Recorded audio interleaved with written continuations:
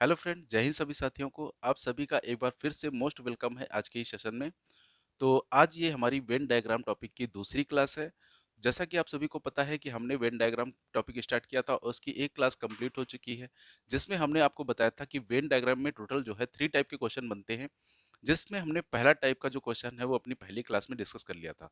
और आज यहाँ पर जो है हम वेन डायग्राम में जो टाइप 2 और टाइप 3 के क्वेश्चन बनते हैं वो यहाँ पर हम डिस्कस करेंगे और देखेंगे कैसे हम उन क्वेश्चन को easily without any confusion solve कर सकते हैं। तो चलिए आज की क्लास को दोस्तों हम स्टार्ट करते हैं। और अगर हम आप हमारे चैनल पर नए हैं तो चैनल को सब्सक्राइब कर लीजिएगा और साथ ही साथ वीडियो को लाइक और शेयर भी कर दीजिएगा। और अगर दोस्तों आपने पहली क्लास वेन डायग्राम की नहीं देखी है तो ऊपर आई बटन पे क्लिक करके आप देख लीजिएगा, या फिर आपको लिंक जो है वो डिस्क्रिप्शन बॉक्स में भी मिल जाएगा। तो चलिए हम आज की क्लास को स्टार्ट करते हैं और डायरेक्ट हम चलते हैं सीधे क्वेश्चन पर। तो ये दोस्तों आज की क्लास का हमारा पहला क्वेश्चन है टाइप सेकंड का।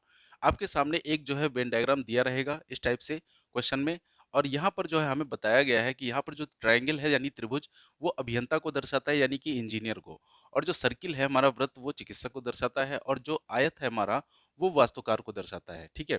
और कुछ कुछ यहाँ पर हमारे सामने नंबर लिखे हुए हैं। अब यहाँ से देखिए हमसे कुछ क्वेश्चन पूछे गए हैं। अब उन क्वेश्चन का जो आंसर है हमें इसी वेन डायग्राम की सहायता से देना है। तो देखिए पहला क्वेश्चन जो है हमारा वो क्या है। पहला क्वेश्चन है ऐसे कितने अभियंता हैं जो केवल चिकित्सक हैं। देखिए यहाँ पर ध्यान दीजिएगा, इसने ये कहा है कि ऐसे कितने अभियंता हैं जो केवल क्या हो, चिकित्सक हो, है ना, जो केवल चिकित्सक हो। इसका मतलब वो त्रिभुज में तो होने ही चाहिए और साथ साथ में जो है वो सर्किल में भी होने चाहिए। ठीक है। और केवल चिकित्सक कहा है तो इसका मतलब वो वास्तुकार वाले जो है वो काउंट नहीं किए जाएंगे यहाँ पर। ठीक है। तो ये ध्यान दीजिएगा कि केवल ऐसे अभियंता जो क्या हो, केवल चिकित्सक हो, यानी वो त्रिभुज में हो और सर्किल में हो। अब देखिए यहाँ पर जो है हमें त्रिभुज और सर्किल में जो एक नंबर है वो कौन सा दिख रहा है। तो ये देखिए सर्किल है हमारा और ये त्रिभुज है हमारा। तो इन दोनों में अगर देखें तो एक नंबर जो है ये हमारा त्रिभुज में भी दिख रहा है और फिर सर्किल में भी दिख रहा है। इसका मतलब जो एक है वही हमारा आंसर होगा कि एक अभियंता जो ऐसा है जो केवल क्या है, चिकित्सक है। ठीक है। तो यहाँ पर हमें वास्तुकार वाले जो हैं वो काउंट नहीं किए जाएंगे। ठीक है। तो इसका आंसर क्या हो जाएगा, तो पहले का आंसर हो जाएगा हमारा एक। ठीक है। एक आंसर हो जाएगा, यानी जो ऑप्शन है हमारा वो ए ऑप्शन हमारा यहाँ पर सही होगा। ठीक है। ध्यान दीजिएगा यहाँ पर कि ये कहा गया ऐसे कितने अभियंता जो केवल चिकित्सक, तो वो अभियंता तो होने ही चाहिए और साथ साथ में केवल चिकित्सक भी होने चाहिए, वास्तुकार नहीं होने चाहिए, यानी आयत के अंदर वो नहीं आने चाहिए। तो ऐसा सिर्फ एक ही नंबर था जो त्रिभुज में भी हो और वृत्त में भी हो। ठीक है। तो इसका आंसर कितना हो गया, एक आंसर हो गया। अब दूसरा क्वेश्चन देखिए क्या है हमारा, ऐसे कितने अभियंता जो चिकित्सक हैं। अब देखिए ये जो क्वेश्चन है हमारा और पहले वाला क्वेश्चन, उसमें थोड़ा सा फर्क हो गया। देखिए वहां पर कहा गया था ऐसे कितने अभियंता हैं जो केवल चिकित्सक हों, यानी वो त्रिभुज और सर्किल में ही सिर्फ होने चाहिए। लेकिन यहाँ पर देखिए केवल वर्ड नहीं लगा है, इसका मतलब वो त्रिभुज में तो होने ही चाहिए और चिकित्सक भी होने चाहिए, लेकिन केवल नहीं लगा है तो वो वास्तुकार भी हो सकते हैं, है ना, वो वास्तुकार भी हो सकते हैं, क्योंकि ये हमसे केवल यहाँ पर नहीं लगा हुआ है।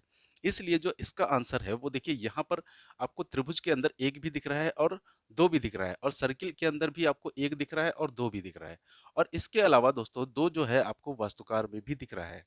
तो यहाँ पर जो है एक और दो मिलकर जो है, एक और प्लस दो मिलकर बनाएंगे तीन, यानी यहाँ पर जो है तीन आंसर हमारा होगा। ठीक है। तो यहाँ पर ऑप्शन नंबर हमारा कौन सा सही हो जाएगा, ऑप्शन नंबर जो है वो बी सही हो जाएगा दूसरे वाले क्वेश्चन का। ठीक है। ये पहला क्वेश्चन था, ये दूसरा क्वेश्चन। तो यहाँ पर ध्यान दीजिएगा आप, पहले क्वेश्चन में केवल चिकित्सक था यानी हमें केवल सर्किल और त्रिभुज वाले ही काउंट करने थे, लेकिन दूसरे क्वेश्चन में हमारा केवल वर्ड नहीं आया है, तो इसका मतलब हम त्रिभुज और सर्किल वाले में भी तो काउंट ही करेंगे, लेकिन वो वास्तुकार में भी अगर आ रहे हैं तो वो भी काउंट हो जाएंगे। ठीक है। बस इतना ही अर्थ होता है, केवल जहाँ लगा हो और जहाँ केवल नहीं लगा होता है। ठीक है। तो ये हमारा दूसरा क्वेश्चन हो गया। अब तीसरा क्वेश्चन देखिए ये है, ऐसे कितने अभियंता हैं जो चिकित्सक नहीं हैं। अच्छा, ऐसे कितने अभियंता हैं जो चिकित्सक नहीं हैं। अब अभियंता के लिए त्रिभुज जो है, ठीक है, और चिकित्सक के लिए सर्कल है, यानी त्रिभुज में तो होने चाहिए लेकिन वो सर्कल में नहीं होने चाहिए, चिकित्सक नहीं होने चाहिए। अब देखिए ये भी यहाँ पर नहीं कहा गया कि ऐसे कितने अभियंता हैं जो केवल चिकित्सक नहीं है। ठीक है। तो इसका मतलब यहाँ पर हमें त्रिभुज तो काउंट ही करेंगे, त्रिभुज के अंदर जो पार्ट है, जो नंबर है, और इसके साथ साथ जो आयत में नंबर है वो भी काउंट कर लेंगे। बस वो वृत्त के अंदर नहीं होने चाहिए, यानी चिकित्सक नहीं होने चाहिए। ठीक है, तो अब तीसरे का आंसर हमारा देखिए क्या हो जाएगा। देखिए त्रिभुज के अंदर हमारे कौन कौन से नंबर है, एक 10 नंबर आ रहा है, ठीक है, इसके बाद एक 4 नंबर भी आ रहा है, ठीक है, जो हमारा आयत में है और त्रिभुज में है। तो यहाँ पर हमारा आंसर क्या हो जाएगा, 10 + 4 यानी कि 14, ठीक है, 10 + 4 यानी कि 14 इसका आंसर हमारा हो जाएगा। तो यहाँ पर ऑप्शन नंबर जो सही होगा हमारा, वो कौन सा सही होगा, ऑप्शन नंबर बी जो है वो सही हो जाएगा। ठीक है, तो ऐसे कितने अभियंता जो चिकित्सक नहीं है, तो चिकित्सक नहीं है, देखिए 10 ये त्रिभुज में है, और जो 4 नंबर में है ये भी आयत में है और त्रिभुज में भी है, यानी ये भी अभियंता है। लेकिन जो 4 नंबर वाला है ये अभियंता के साथ साथ क्या है, वास्तुकार भी है। ठीक है, बस हमें ये देखना है कि वो चिकित्सक नहीं होना चाहिए, यानी वो सर्कल वाले पार्ट में नहीं आना चाहिए। ठीक है, अब देखिए यहाँ पर 20 नहीं काउंट हो सकता क्योंकि ये त्रिभुज में नहीं है, यानी ये अभियंता ही नहीं है। ठीक है, तो 20 यहाँ पर काउंट नहीं होगा, तो इसका आंसर कौन सा हो जाएगा, 14। ठीक है, अब चौथा क्वेश्चन देखते हैं क्या है हमारा। चौथा क्वेश्चन है केवल अभियंताओं की संख्या बताइए। अब देखिए यहाँ पर लिखा है केवल अभियंता, तो केवल अभियंता का पार्ट कौन सा है हमारा, त्रिभुज वाला, यानी वो सिर्फ त्रिभुज के अंदर होने चाहिए और किसी के अंदर नहीं होने चाहिए, ना ही सर्कल के अंदर और ना ही आयत के अंदर। तो यहाँ पर सिर्फ एक ही नंबर हमें दिख रहा है ऐसा, 10, जो कि सिर्फ त्रिभुज के अंदर है, ये ना तो सर्कल के अंदर है और ना ही ये आयत के अंदर है। तो यहाँ पर जो आंसर हो जाएगा इसका, वो हो जाएगा 10, यानी ऑप्शन नंबर ए। ठीक है, चौथा क्वेश्चन है ना, हाँ ऑप्शन नंबर डी। ठीक है, 10 आंसर हो जाएगा इसका, यानी ऑप्शन नंबर डी इसका जो है वो सही होगा। ठीक है, अगला क्वेश्चन देखिए, क्वेश्चन नंबर 5। अब क्वेश्चन नंबर 5 क्या है हमारा, कुल अभियंताओं की संख्या बताइए। देखिए कुल अभियंता, अब यहाँ हमसे कहा गया कुल अभियंता, और अभियंता के लिए क्या है, त्रिभुज बना हुआ है, यानी कि यहाँ पर जितने भी त्रिभुज के अंदर नंबर होंगे, सारे नंबरों को हम ऐड कर लेंगे, वही हमारी कुल अभियंताओं की संख्या आ जाएगी। ठीक है, अब देखिए यहाँ पर त्रिभुज के अंदर कौन कौन से नंबर आपको दिख रहे हैं, 10 दिख रहा है, उसके बाद 1 भी दिख रहा है, फिर 2 दिख रहा है, उसके बाद 4 दिख रहा है। ठीक है, तो इतने नंबर हमें जो है वो त्रिभुज के अंदर दिख रहे हैं। तो ये सारे नंबर जो है ऐड हो जाएंगे, 10 1 11 11 2 13, 13 और 4 17, यानी इसका राइट आंसर जो होगा वो क्या होगा, 17 होगा, यानी ऑप्शन नंबर जो है हमारा बी सही होगा इसका। ठीक है, यहाँ पर कुल अभियंता पूछा था, तो जितने भी अभियंता यानी त्रिभुज के अंदर के जितने भी नंबर होंगे वो सारे नंबर ऐड हो जाएंगे। ठीक है, केवल अभियंता में सिर्फ 10 ही काउंट होगा, और कुल अभियंता में सभी काउंट हो जाएंगे जो त्रिभुज के अंदर होंगे। अब क्वेश्चन नंबर 6 देखिए क्या है हमारा, कुल चिकित्सकों की संख्या बताइए। अब देखिए चिकित्सक के लिए हमारा जो है कौन सा डायग्राम है, सर्किल, और कुल चिकित्सक पूछा है, इसका मतलब जितने भी नंबर हमारे सर्कल के अंदर आएंगे वो सभी क्या हो जाएंगे, कुल चिकित्सक की संख्या हो जाएगी। अब देखिए सर्कल के अंदर कितने हैं, 15। ठीक है, ये वाला नंबर 15 आ गया, फिर एक भी सर्कल के अंदर है तो ये भी ऐड हो जाएगा, प्लस 2 भी सर्कल के अंदर है तो ये भी ऐड हो जाएगा, प्लस 3 भी हमारा सर्कल के अंदर है तो ये भी ऐड हो जाएगा। तो टोटल यहाँ पर अब कितना हो गया हमारा, 15 1 16, 16 2 18, 18 3 21। ठीक है, यानी कुल जो चिकित्सकों की संख्या है वो कितनी है, यहाँ पर 21 है, यानी कि ऑप्शन नंबर जो सही होगा वो हमारा, वो डी ऑप्शन हमारा सही हो जाएगा। ठीक है, तो ये हमारा हो गया आज का पहला क्वेश्चन। ठीक है, तो यहाँ पर आपको सिर्फ इतना ध्यान देना है कि जहाँ पर केवल लगा हो वहाँ पर सिर्फ हमें केवल वाले ही काउंट करने, मतलब अगर ये कह रहा है कि ऐसे कितने अभियंता हैं जो केवल चिकित्सक हैं, तो इसका मतलब वो केवल सर्किल और त्रिभुज में ही होने चाहिए। लेकिन अगर वो केवल वर्ड नहीं लगा है तो त्रिभुज और सर्किल के अलावा वो आयत वाले भी इसमें काउंट हो जाएंगे। ठीक है, तो चलिए आप इस क्वेश्चन को आसानी से समझ गए होंगे, तो इसका स्क्रीनशॉट ले लीजिए। तो चलिए अब हम चलते हैं अपने दूसरे क्वेश्चन पर। तो ये हमारे सामने दूसरा क्वेश्चन दिया गया है, फिर से हमें एक वेन डायग्राम दिया गया है और यहाँ पर जो है 4 डायग्राम को आपस में ऐड किया गया है। अब देखिए यहाँ पर जो स्क्वायर है यानी वर्ग वो लड़कों को रिप्रेजेंट कर रहा है, आयत जो है वो नर्तकों को यानी जो है डांस करने वालों को, और जो वृत्त है हमारा वो बेरोजगारों को, और त्रिभुज जो है हमारा वो शिक्षित लोगों को जो है रिप्रेजेंट कर रहा है। ठीक है, देखिए क्वेश्चन आपको स्क्रीन पर भी दिख रहा होगा, और यहाँ पर डायग्राम हम बोर्ड पर भी बना रहे हैं जिससे आपको समझने में कोई भी दिक्कत या परेशानी ना हो। ठीक है, अब देखिए यहाँ से हमारा पहला जो क्वेश्चन है वो क्या पूछा गया है, वो पूछा गया ऐसे कितने शिक्षित लड़के हैं जो कि नर्तक नहीं हैं। ठीक है, अच्छा यहाँ पर ये कहा गया ऐसे कितने शिक्षित लड़के। अब शिक्षित के लिए देखिए वेन डायग्राम कौन सा है, यहाँ पर हमारा त्रिभुज, और लड़के के लिए वेन डायग्राम कौन सा है हमारा, स्क्वायर यानी कि वर्ग, यानी वो जो है हमारे त्रिभुज में भी होने चाहिए और स्क्वायर में भी होने चाहिए, लेकिन इसने कहा है कि नर्तक नहीं होने चाहिए, यानी कि वो इस आयत में नहीं होने चाहिए, रेक्टेंगल में नहीं होने चाहिए। अब देखिए यहाँ पर जो है इसने केवल वर्ड नहीं यूज किया। ठीक है, तो यहाँ पर जो है हम केवल आयत वाले जो है वो काउंट नहीं करेंगे आयत के अंदर जो है, लेकिन जो सर्किल के अंदर है वो काउंट हो जाएंगे।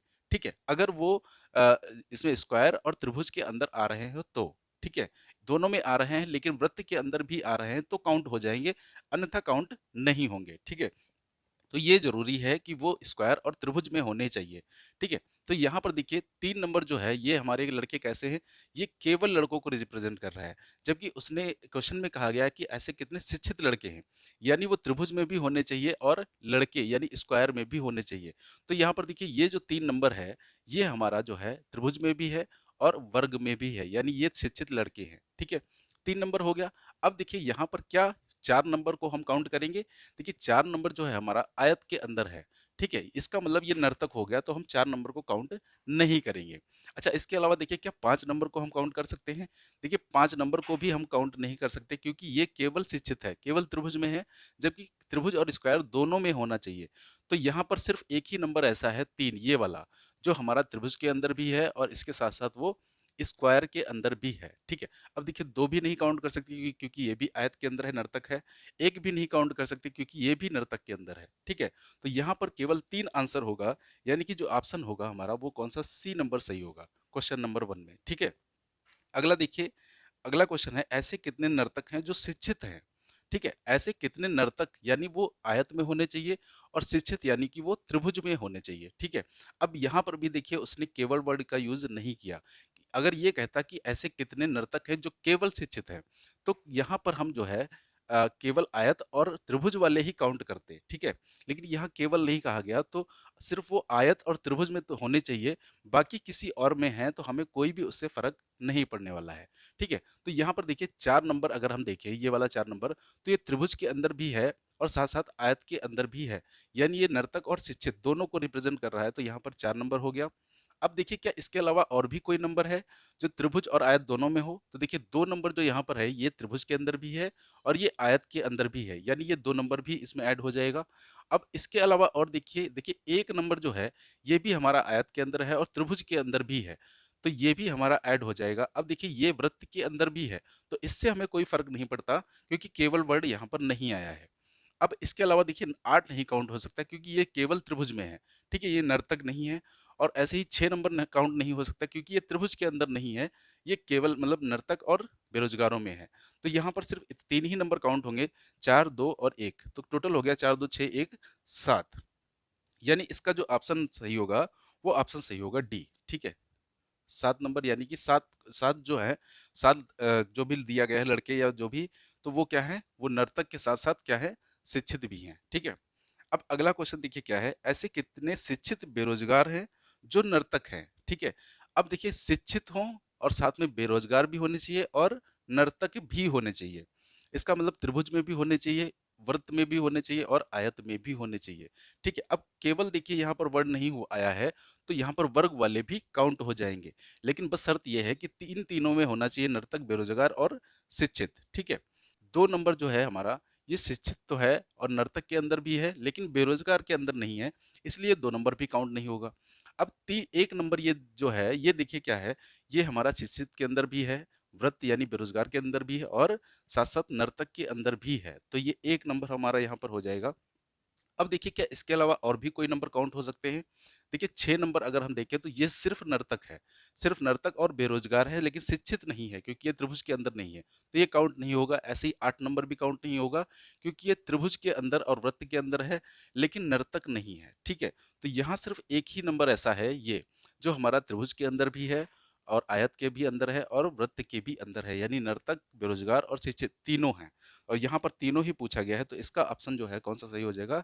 बी नंबर ऑप्शन जो है वो सही हो जाएगा 1, ठीक है? तो ये हमारा हो गया अगला क्वेश्चन। तो चलिए 1-2 क्वेश्चन इसके और ले लेते हैं, हम ज़्यादा क्वेश्चन लेने की ज़रूरत नहीं है क्योंकि आप इसको ईज़िली समझ गए होंगे। तो चलिए इसका स्क्रीनशॉट ले लीजिए। तो चलिए अब हम चलते हैं अपने नेक्स्ट क्वेश्चन पर। तो ये देखिए हमारा अगला क्वेश्चन है। अब यहाँ पर देखिए हमें त्रिभुज दिया गया है और 2 यहाँ पर सर्किल दिए गए हैं। अब जो त्रिभुज है यहाँ पर वो शिक्षित लोगों को जो है रिप्रेज़ेंट कर रहा है और ये जो ये वाला वृत्त है ये हमारा नौकरी पेशा लोगों को रिप्रेज़ेंट कर रहा है और जो ये दूसरा वृत्त है ये हमारा ग्रामीण लोगों को रिप्रेज़ेंट कर रहा है। अब यहाँ हमसे क्वेश्चन पूछा गया है कितने शिक्षित लोग नौकरी पेशा हैं? देखिए कितने शिक्षित यानी कि वो हमारे त्रिभुज में होने चाहिए, और नौकरी पेशा है यानी वो इस सर्किल में भी होने चाहिए। अब देखिए यहाँ पर ये नहीं कहा गया कि ऐसे कितने शिक्षित हैं जो केवल नौकरी पेशा हैं। अगर वो केवल नौकरी पेशा कहता तो जो है हम सिर्फ त्रिभुज और इस वाले वृत्त के अंदर जो है वही काउंट करते। लेकिन यहाँ केवल नहीं कहा गया, तो हम जो है इस वृत्त वाले भी काउंट कर लेंगे। बस शर्त ये है कि वो त्रिभुज और इस वाले वृत्त में होने चाहिए, यानी शिक्षित और नौकरी पेशा होना चाहिए। ठीक है, तो देखिए यहाँ पर कितने लोग ऐसे हैं जो शिक्षित और इस वाले नौकरी पेशा दोनों में हैं। देखिए तो ये जो 12 नंबर है ये आपका त्रिभुज में भी है और इस वाले वृत्त में भी है, तो ये 12 ऐड हो जाएगा। अब इसके बाद देखिए ये जो 6 नंबर है ये भी हमारा त्रिभुज के अंदर भी है और ये इस वाले वृत्त के अंदर भी है। ठीक है, तो नौकरी पेशा भी है और शिक्षित भी है, लेकिन साथ साथ ग्रामीण भी है। तो ग्रामीण है केवल नहीं लगा है, इसलिए हम इस नंबर को भी ऐड कर लेंगे, ये जो 6 नंबर है। तो ये भी 6 ऐड हो जाएगा। और कोई देखिए यहाँ पर ऐड होगा। अब देखिए और कोई यहाँ पर नहीं ऐड होगा, क्योंकि ये 10 नंबर ऐड नहीं हो सकता, क्योंकि ये शिक्षित में नहीं आ रहा है। ये हमारा नौकरी पेशा में तो आ रहा है, लेकिन जो है शिक्षित में नहीं आ रहा है, इसलिए सिर्फ इतने ही नंबर काउंट होंगे, 12 और 6। तो टोटल हमारा कितना हो जाएगा, 18। यानी इसका आंसर होगा 18, और ऑप्शन नंबर इसका कौन सा सही है, सी जो ऑप्शन है वो यहाँ पर हमारा सही है। ठीक है, तो चलिए इसका स्क्रीनशॉट ले लीजिए। चलिए अब चलते हैं हम क्वेश्चन नंबर 4 पर। तो ये हमारा अगला क्वेश्चन है, क्वेश्चन नंबर 4।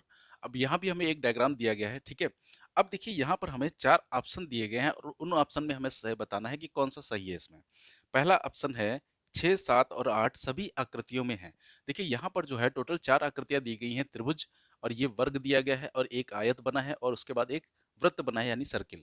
तो हमें देखना है कि 6, 7 और 8 जो हैं, 6, 7 और 8 जो है क्या सभी आकृतियों में आ रहे हैं।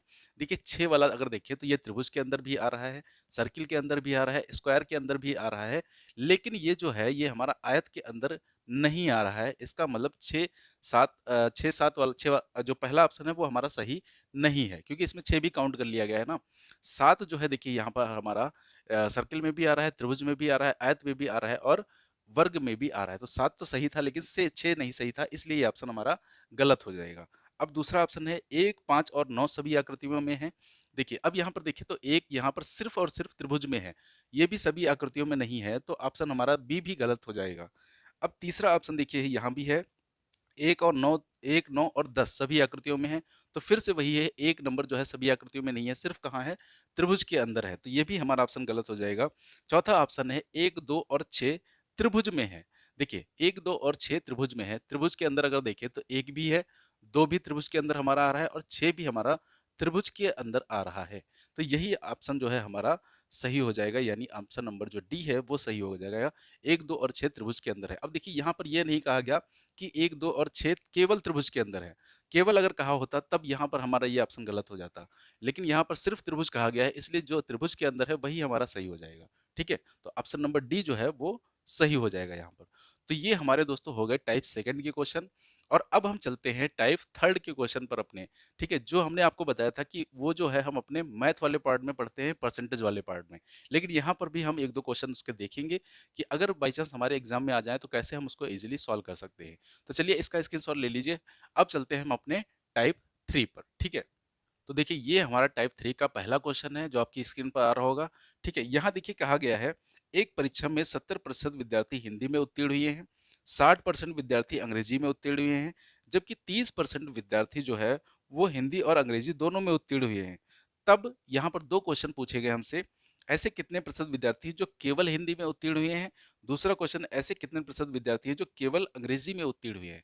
अब देखिए यहाँ पर इस क्वेश्चन को सॉल्व करने के लिए हमें वेन डायग्राम बनाना पड़ेगा। ठीक है, तो हम वेन डायग्राम कैसे बनाएंगे, देखिए सबसे पहले हम यहाँ पर क्या करेंगे, जो दोनों सब्जेक्ट का कॉमन पार्ट है उसको यहाँ पर हम सबसे पहले फिल करेंगे। ठीक है, अब देखिए कॉमन पार्ट कैसे बनेगा, कॉमन पार्ट तभी बनेगा जब दोनों को जो है हम इस तरीके से वेन डायग्राम इनका बनाएंगे। ठीक है, अब ये जो बीच वाला पोर्शन है हमारा, ये दोनों का कॉमन पार्ट यहाँ पर हो गया है। ठीक है, अब देखिए यहाँ पर हम क्या लिखेंगे, कौन सा परसेंटेज यहाँ पर लिखेंगे, तो जो दोनों वाला परसेंटेज है सबसे पहले हम उसी को यहाँ पर फिल करेंगे। अब देखिए ये मान लेते हैं हम हिंदी का है जो पोर्शन, ठीक है, और ये हमारा इंग्लिश का पोर्शन है। ठीक है, अब देखिए दोनों जो है हिंदी और अंग्रेजी में दोनों में कितने परसेंट उत्तीर्ण हुए हैं, 30%। यानी ये जो दोनों वाला कॉमन वाला पार्ट है इसकी वैल्यू कितनी है, यहाँ पर 30% है। ठीक है, अब ये कॉमन पार्ट हमने फिल कर लिया। अब जो है हम हिंदी और इंग्लिश वो वाले पार्ट फिल करेंगे। तो इसने कहा है एक परीक्षा में 70% विद्यार्थी जो है हिंदी में उत्तीर्ण हुए हैं। अब देखिए हिंदी के लिए जो डायग्राम है पूरा वो ये वाला है। तो इसमें टोटल कितने हैं 70%। और हमें पता है देखिए ये इस वेन डायग्राम में 30 वाला पार्ट भी शामिल हो रहा है। तो इसका मतलब ये 70 में से ये 30 तो पहले से ही शामिल है। तो 70 में से 30 जब पहले शामिल है तो इस पार्ट की वैल्यू जो है कितनी हो जाएगी, तो 70 में से 30 माइनस कर दीजिए तो ये वैल्यू बची है हमारी 40। ठीक है। अब देखिए यहाँ पर हिंदी वाला पूरा पोर्शन अगर आप देखते हैं तो कितना हो गया 40 और 30 70। ठीक है। तो ये इस तरीके से हम जो है अब पार्ट को फिल करेंगे अपने। अब देखिए इंग्लिश में कितने परसेंट कहा है कि इंग्लिश में केवल जो है 60% विद्यार्थी अंग्रेजी में उत्तीर्ण हुए हैं। ठीक है। अब इंग्लिश का देखिए पार्ट कौन सा है, ये वाला। ठीक है। ये इंग्लिश वाला पार्ट है और इसमें भी हमारा 30 पहले से ही शामिल हो गया है और टोटल कितने हैं 60। तो 60 में से अगर हम 30 माइनस कर दें तो हमारी इस पार्ट की वैल्यू आ जाएगी, तो ये कितनी बची 30%। ठीक है। यानी इस पार्ट की वैल्यू कितनी है 30%। ठीक है। यहाँ पर कितना आया था 40%। ठीक है। अब देखिए ये हमारा वेन डायग्राम जो है वो कंप्लीट हो चुका है। अब हमसे देखिए क्वेश्चन क्या पूछा गया है, ऐसे कितने प्रतिशत विद्यार्थी हैं जो केवल हिंदी में उत्तीर्ण हुए हैं। देखिए केवल हिंदी की बात की गई है, यानी कि जो केवल हिंदी में हिंदी का पार्ट होगा वही हम काउंट करेंगे, कॉमन पार्ट को यहाँ पर हम नहीं लेंगे। तो देखिए ये हिंदी का हमारा डायग्राम है और यहाँ पर जो केवल हिंदी वाले हैं वो कितने हैं 40%। तो इसका आंसर हमारा क्या हो जाएगा क्वेश्चन नंबर पहले का 40% यानी कि 40%। ठीक है। यानी जो ऑप्शन है हमारा वो ऑप्शन नंबर सी इसका सही हो जाएगा। ठीक है। देखिए 30 यहाँ पर नहीं लेंगे क्योंकि 30 जो है हिंदी और अंग्रेजी दोनों का कॉमन पार्ट है, यानी वो दोनों में पास विद्यार्थी हैं इसलिए। और हमसे पूछा गया केवल हिंदी वाले, यानी जो केवल हिंदी में होगा वही हम लिखेंगे यहाँ पर। तो केवल हिंदी में 40% ही था तो 40% इसका आंसर हो जाएगा। ठीक है। अब दूसरा क्वेश्चन देखिए क्या है, ऐसे कितने प्रतिशत विद्यार्थी हैं जो केवल अंग्रेजी में उत्तीर्ण हुए। अब देखिए यहाँ पर केवल अंग्रेजी वाला हम पार्ट लेंगे तो ये सर्किल हमारा जो है अंग्रेजी वाला है। अब यहाँ पर हम फिर से इस 30 को नहीं लेंगे क्योंकि ये हमारा अंग्रेजी और हिंदी दोनों का कॉमन पार्ट है।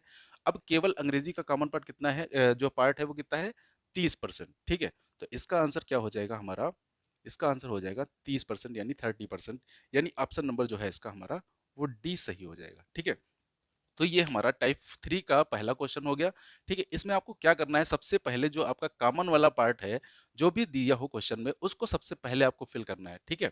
और फिर आपको इस तरीके से फिल करना है जैसे हमने अभी बताया, कॉमन पार्ट भी इसमें शामिल हो जाएगा। तो टोटल इसको 70 कहा था तो 30 तो पहले से ही था तो 40 इधर बचा।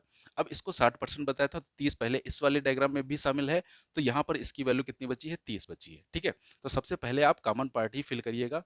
तो चलिए इसका स्क्रीनशॉट ले लीजिए। ठीक है। चलिए अब चलते हैं हम अपने दूसरे क्वेश्चन पर। देखिए अगला क्वेश्चन हमारे सामने है, एक कक्षा में कुल 500 विद्यार्थी हैं, इनमें से 300 विद्यार्थी हिंदी बोलते हैं और 400 विद्यार्थी अंग्रेजी बोलते हैं। तब निम्नलिखित प्रश्नों के उत्तर दीजिए। यहाँ पर फिर 3 प्रश्न हमें जो क्वेश्चन दिए गए हैं। अब देखिए यहाँ पर हमें दिया गया है कि टोटल विद्यार्थी जो कितने हैं, तो कुल विद्यार्थियों की संख्या है 500। ठीक है। कुल विद्यार्थियों की संख्या है 500 और यहाँ पर जो है 300 विद्यार्थी केवल हिंदी बोलते हैं। तो केवल हिंदी बोलने वाले विद्यार्थी कितने हैं 300। ठीक है। 300 और केवल अंग्रेजी बोलने वाले विद्यार्थी कितने हैं 400। केवल अंग्रेजी बोलने वाले विद्यार्थी कितने हैं 400। ठीक है। अब देखिए यहाँ पर ध्यान दीजिएगा, टोटल विद्यार्थी तो हमें दिए गए हैं 500 और यहाँ पर हिंदी और अंग्रेजी बोलने वाले विद्यार्थी कितने हैं 300 और 400। और अगर हम इन हिंदी और अंग्रेजी बोलने वाले विद्यार्थियों को ऐड कर दें तो वैल्यू हमारी हो जाती है कितनी 700। 300 प्लस 400 यानी कि 700। ठीक है। जबकि कुल विद्यार्थियों की संख्या कितनी थी 500 ही थी। इसका मतलब यहाँ पर जो है जो कॉमन वाले विद्यार्थी हैं वो भी यहाँ पर शामिल कर लिए गए हैं। तो उन विद्यार्थियों को हमें क्या करना पड़ेगा, अलग करना पड़ेगा। अब उन विद्यार्थियों को हम अलग कैसे करेंगे, देखिए इस 700 से हम कुल विद्यार्थियों की संख्या को अगर घटा दें तो हमारे जो है कॉमन पार्ट वन यानी जो हिंदी और अंग्रेजी दोनों बोलते हैं वो वैल्यू हमारी निकल कर आ जाएगी। तो यहाँ पर जो है हमारा दोनों को मिलाकर कितना आया है 700। अब इसमें से हम कुल विद्यार्थियों की संख्या को घटा देंगे 500। तो हमारे जो वैल्यू बचेगी कितनी बचेगी 200। यानी यहाँ पर जो 200 है ये कॉमन पार्ट है दोनों का, जो हिंदी और अंग्रेजी दोनों ही बोलते हैं। ठीक है। अब इसका वेन डायग्राम देखिए बना लीजिए। तो ये इसका वेन डायग्राम इस तरीके से बनेगा। ठीक है। सबसे पहले हम क्या करेंगे, कॉमन वाला पार्ट फिल करेंगे। तो देखिए कॉमन पार्ट हमारा कितना आया है 200। तो 200 को हम कहाँ रखेंगे, बीच में। ठीक है। अब ये हम हिंदी मान लेते हैं और इधर इंग्लिश। ठीक है। इंग्लिश। अब देखिए यहाँ पर हिंदी कितने लोग बोलते थे 300 विद्यार्थी।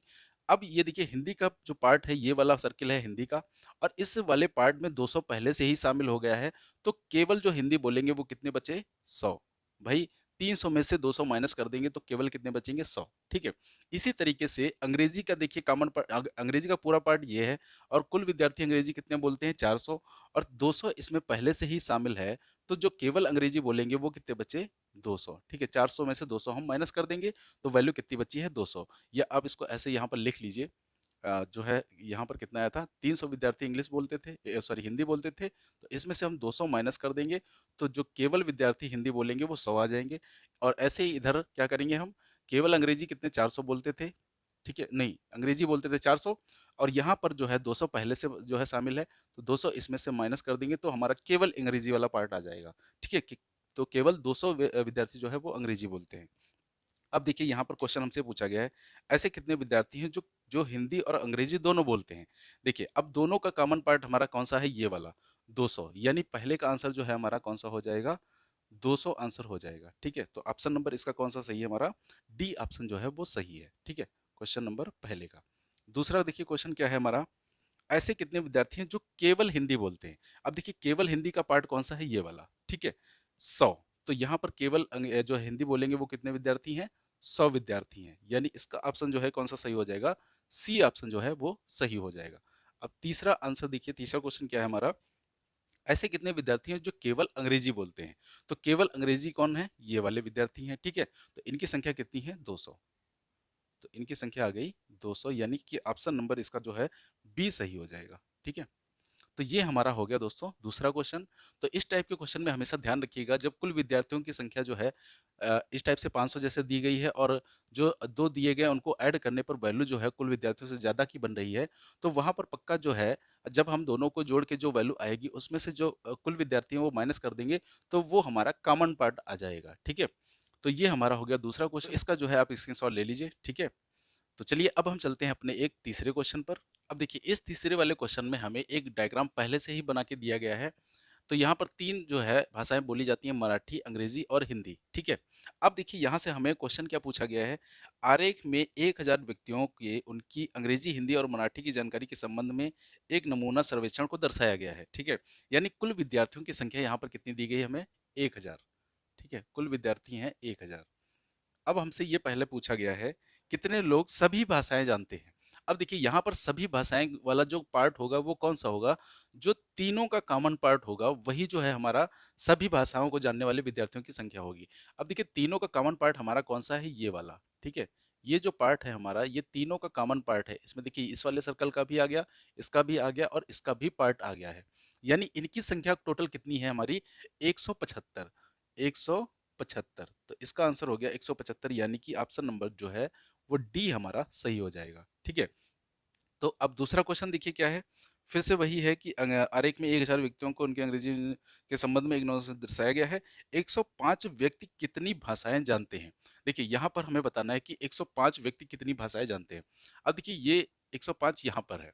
अब ये अगर पार्ट देखें तो यहाँ कौन कौन सा पार्ट शामिल है? देखिए ये मराठी वाले पार्ट के अंदर भी आ रहा है, और उसके अलावा ये अंग्रेजी वाले पार्ट के अंदर भी आ रहा है, लेकिन ये हिंदी वाले पार्ट के अंदर नहीं आ रहा है। तो इसका मतलब ये जो 105 विद्यार्थी हैं ये मराठी और अंग्रेजी दोनों ही बोलते हैं। ठीक है, तो ये 105 किसका है? मराठी और अंग्रेजी बोलने वालों का, मराठी और अंग्रेजी। ठीक है, तो इसका ऑप्शन नंबर हमारा कौन सा सही हो जाएगा? मराठी और अंग्रेजी, यानी कि ऑप्शन नंबर ए जो है वो इसका हमारा सही हो जाएगा। ठीक है, इसी तरीके से अगर ये पूछता हमसे कि केवल जो है मराठी और हिंदी बोलने वालों की संख्या कितनी है, तो केवल देखिए मराठी और हिंदी बोलने वाले का कॉमन पार्ट कौन सा है? ये वाला। ठीक है, ये वाला जो कॉमन पार्ट है ये मराठी और हिंदी बोलने वाले का है, तो इनकी संख्या कितनी हो जाएगी?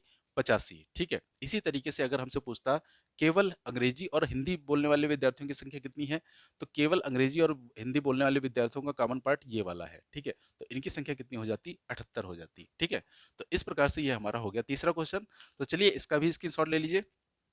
तो अब एक क्वेश्चन और लास्ट क्वेश्चन अपना और देख लेते हैं, उसके बाद ये हमारी क्लास जो है वो कंप्लीट हो जाएगी। तो देखिए ये लास्ट क्वेश्चन हमारा क्या है, एक कक्षा में 30 विद्यार्थी गणित में उत्तीर्ण हुए, 50 विद्यार्थी अंग्रेजी में उत्तीर्ण हुए, 80 विद्यार्थी रीजनिंग में उत्तीर्ण हुए, 5 विद्यार्थी गणित और अंग्रेजी दोनों में उत्तीर्ण हुए, 15 विद्यार्थी अंग्रेजी और रीजनिंग में उत्तीर्ण हुए, और 10 विद्यार्थी गणित और रीजनिंग में उत्तीर्ण हुए हैं। ठीक है, अंग्रेजी, रीजनिंग और गणित तीनों में जो है 2 विद्यार्थी उत्तीर्ण हुए हैं। तो इन सूचनाओं के आधार पर हमें निम्न प्रश्न का उत्तर देना है। तो सबसे पहले देखिए हम क्या बनाएंगे, डायग्राम बनाएंगे अपना। अब यहाँ पर देखिए, यहाँ पर 3 सब्जेक्ट हैं, गणित, अंग्रेजी और रीजनिंग। अब सबसे पहले देखिए, हमने आपको बताया था कि जो कॉमन पार्ट होता है वो पार्ट हम सबसे पहले फिल करते हैं। ठीक है, अब देखिए तीनों का कॉमन पार्ट, तीनों की में जो संख्या है वो 2 दी गई है हमें। तो हम पहले तो डायग्राम बनाएंगे। तो ये हमारा डायग्राम कुछ इस तरीके से बनेगा। ठीक है, ये डायग्राम हमारा बन गया।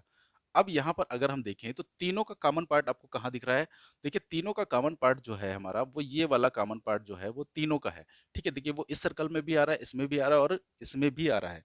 तो यहाँ पर ये देख लेते हैं, ये मान लीजिए हम मैथ का है। ठीक है, ये इंग्लिश का है आपका, और ये रीजनिंग का। ठीक है, अब यहाँ पर हम सबसे पहले तीनों वाला कॉमन पार्ट जो है वो फिल करेंगे। तो तीनों में देखिए कितने परसेंट विद्यार्थी जो उत्तीर्ण हुए हैं, दो, सॉरी परसेंट नहीं, 2 विद्यार्थी केवल उत्तीर्ण हुए हैं। तो तीनों का कॉमन पार्ट सबसे पहले हम फिल कर देंगे, कितने? 2 विद्यार्थी। ठीक है, अब यहाँ से देखिए तीनों वाला हम फिल कर चुके हैं। अब हम दो दो वाला कॉमन पार्ट वाला जो है फिल करेंगे। अब देखिए यहाँ पर जो है 2 वाला पार्ट कौन सा है? सबसे पहले 5 विद्यार्थी गणित और अंग्रेजी में उत्तीर्ण हुए हैं। ठीक है, 5 विद्यार्थी जो हैं गणित और अंग्रेजी में उत्तीर्ण हुए हैं। अब देखिए 5 विद्यार्थी गणित और अंग्रेजी का जो कॉमन पार्ट है पूरा, वो ये वाला कॉमन पार्ट है। ठीक है, ये पूरा जो है गणित और अंग्रेजी का कॉमन पार्ट है। और इसने कहा 5 विद्यार्थी जो है गणित और अंग्रेजी में उत्तीर्ण हुए हैं। तो यहाँ अगर हम देखें तो इसमें 2 तो पहले से ही है ना, 2 पहले से हैं। यानी जो मैथ और अंग्रेजी में पास हुए होंगे विद्यार्थी, वो होंगे कितने? तो 5 में से अगर हम 2 माइनस कर दें तो इनकी संख्या कितनी आ जाएगी? 3।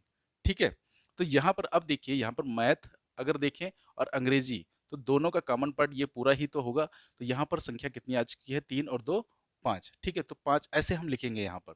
ठीक है, 5 में से इस 2 को अगर माइनस कर देंगे तो 3 आंसर हमारा आ जाएगा। ठीक है, यानी 3 विद्यार्थी मैथ और अंग्रेजी दोनों ही बोलते हैं। इसी तरीके से हम देखिए अब जो है अंग्रेजी और रीजनिंग का पार्ट फिल करेंगे। अब अंग्रेजी और रीजनिंग में कितने कहा है उसने? 15। ठीक है, 15। अब इस ये है अंग्रेजी का हमारा, ये सॉरी ये अंग्रेजी का है और ये रीजनिंग का है। अब इनका दोनों का कॉमन पार्ट कौन सा है? ये वाला। ठीक है, ये वाला कॉमन पार्ट है और इसकी संख्या कितनी दी गई है? 15। अब देखिए यहाँ पर 2 पहले से ही है। तो 15 में से हम क्या करेंगे, इन 2 को माइनस कर देंगे। तो यहाँ इसकी संख्या कितनी आ जाएगी? 13 आ जाएगी। ठीक है, 15 में से 2 माइनस कर दिया तो ये संख्या कितनी आ गई? 13।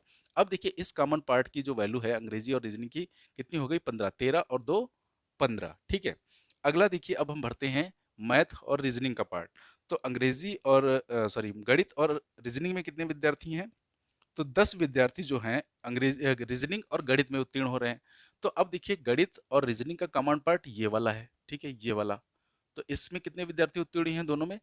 10 विद्यार्थी। और पहले से ही इस वाले कॉमन पार्ट में 2 विद्यार्थी पहले से ही हैं। तो इसका मतलब 10 में से हम 2 माइनस कर देंगे तो इसकी संख्या कितनी आ गई हमारी? 8। ठीक है, ये संख्या आ गई 8। चलिए इसको हम बाहर लिख देते हैं जिससे आपको समझने में आसानी हो। तो 15 माइनस 2, तो ये संख्या हो जाएगी 13। और यहाँ पर हो जाएगा 5 माइनस 2, तो ये संख्या आ गई 3। ठीक है, बराबर 3 बराबर 13 बराबर 8। ठीक है, तो ये अब हमने जो है 2 वाला भी कॉमन पार्ट फिल कर लिया है।